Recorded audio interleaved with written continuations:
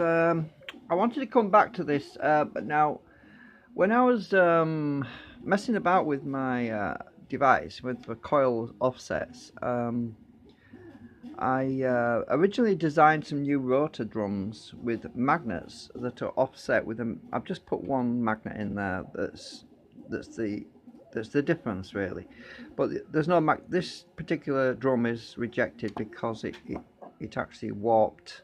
It got distorted on me at the bottom end. Too much acetone. Anyway, so I wanted to show you this. It's important because uh, by having this magnet in between the intersection between the north and the south poles, it actually rotates the field at that point in the middle in the intersection, and it collapses the field at the junction.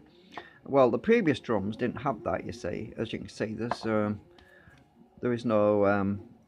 no slot there, as in there is there.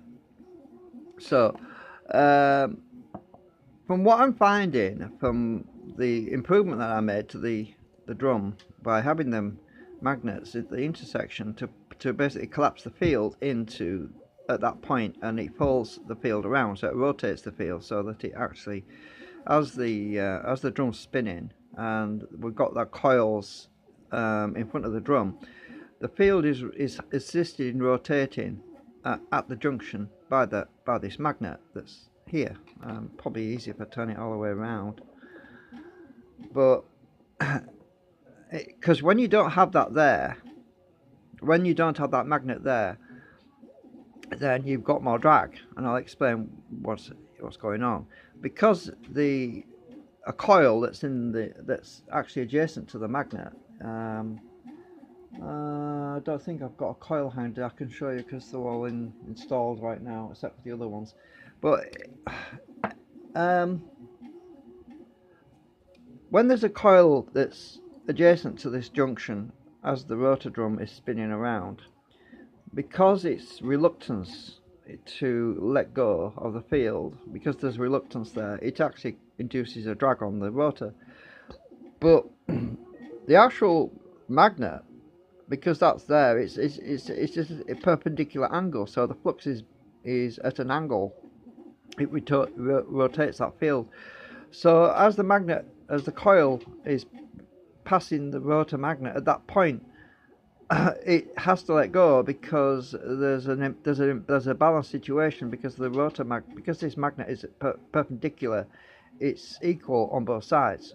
So at this junction here, there's an equal amount of south and equal amount of north. So so any attraction that would be there against the particular magnet as it's leaving is offset by the perpendicular magnet that's at an angle. I don't know if you can understand what I'm saying. It's hard to explain it, but I thought I'd come on and just explain it because it's a bit difficult to understand it really. But so I'm printing a couple of more drums because I can't use that one because it's warped. It's got a pretty bad kink in it. It's just not very yeah. And this is the previous design, so I can't use that because it's been superseded now, but I can still use it for reference. So anyway, I've got some more magnets. I took out my old device, the old one, which was over here. Fortunately, when I designed this one, I put little magnet plugs in so I can pull the plugs out. And this is the old one with the tiny little drums.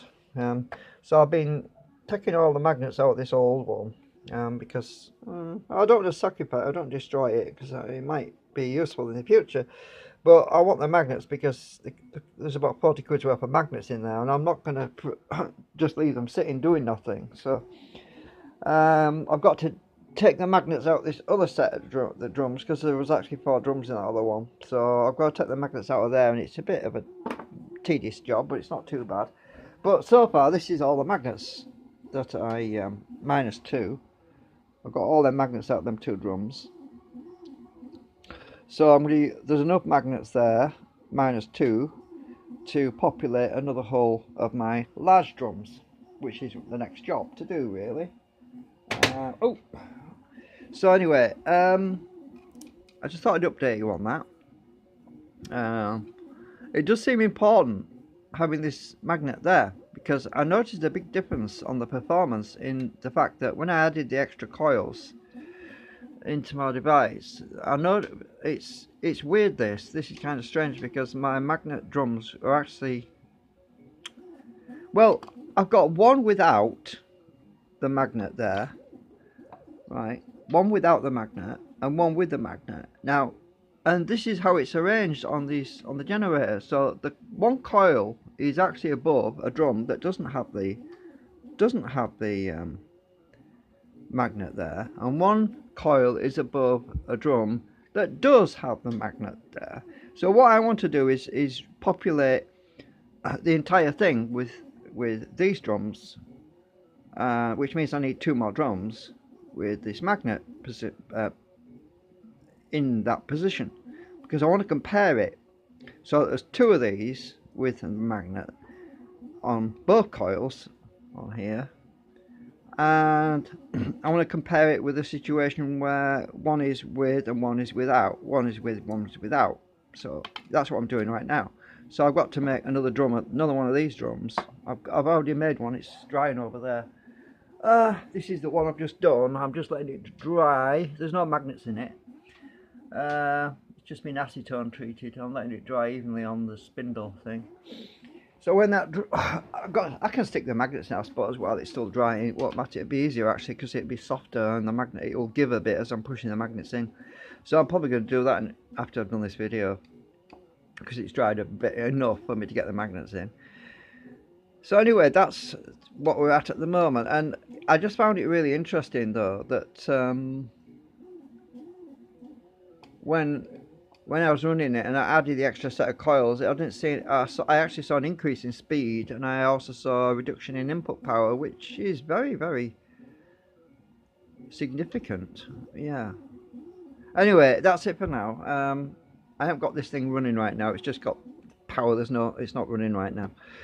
I'm planning on starting it running in about a couple of hours when the sun starts to come up, because it gets a little bit of solar assist from the sun, and when I'm running my cycles of charge discharge cycles, it kind of speeds things up a little bit, because I get a little bit of extra power from the solar panel, and it just means I can keep an eye on things. And instead of waiting for 3, 4, maybe 5 hours for this to charge the supercapacitors to about 100 milliamps, I'm getting a little bit extra, so it speeds everything up, and I can actually watch the input current versus output current change over a much shorter period of time, instead of having to sit there for 5 hours, which is really boring.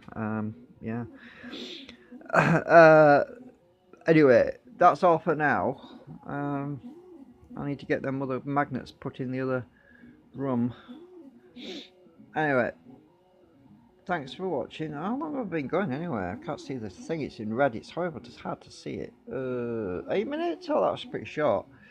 There's a little tiny number on here, and it's really hard to see unless I stick my hand in front of the camera.